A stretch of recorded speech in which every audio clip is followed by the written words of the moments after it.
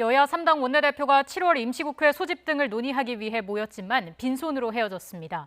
일정 합의가 불발되면서 추가 경정 예산안이나 법안 처리도 언제 이루어질지 미지수입니다. 국회 취재기자 연결합니다. 최기성 기자. 네, 국회입니다. 네, 여야 3당 원내대표들이 지난주 금요일에도 만나고 오늘도 만났는데 이견을 좁히지 못하고 있군요.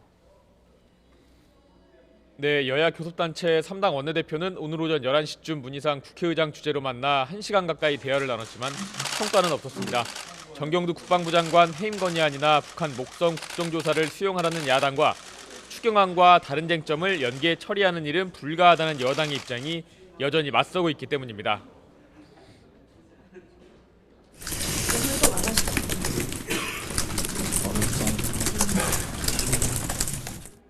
안타깝게도 어떤 합의도 이루지 못했습니다. 앞서 오전 회의에서 민주당 이인영 원내대표는 일본의 경제보복으로 시작된 위협을 막아내는 데 집중해야 한다면서 추경안 처리를 거듭 강조했습니다. 이 원내대표는 한국당이 불난데 부채질하고 있다면서 왜 국민이 한국당을 일본을 위한 엑스맨이라고 비판하는지 되짚어보길 바란다고 했습니다.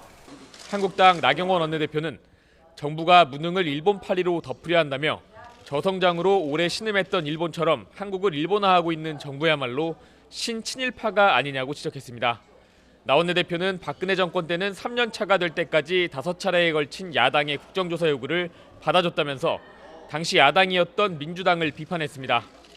바른미래당 오신환 원내대표는 추경안과 해임 건의안을 표결하자는 문희장 중재안을 걷어찬 것은 민주당이라며 거세게 반발했습니다.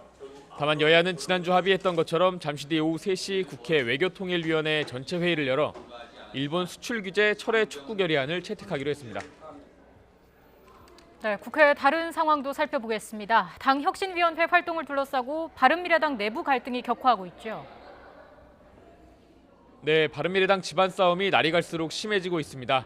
유승민, 이해운 의원이 손학규 대표 퇴진과 관련해 혁신위 논의에 개입했다며 임재훈 사무총장과 전 혁신위원이 잇따라 기자회견을 연 직후 갈등은 더욱 깊어졌습니다.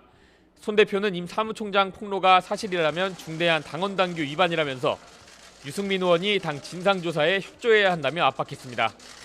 이에 대해 바른정당계 오신환 원내대표가 혁신위가 시간을 끄는 건 직무유기라며 맞섰고 이준석 최고위원은 사실 확인 없이 흠집내기를 하고 있다면서 임 사무총장을 해임해야 한다고 요구했습니다.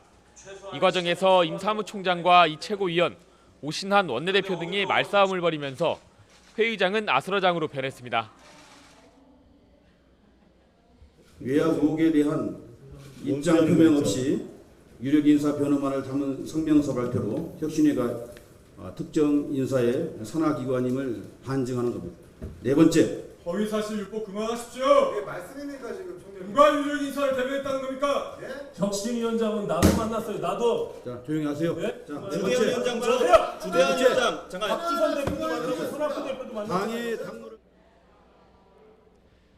비공개로 전환된 뒤에도 회의장 바깥으로 고성이 새어나왔고 당권파와 퇴진파 사이 몸싸움 끝에 권성주 혁신 의원은 병원으로 옮겨졌습니다.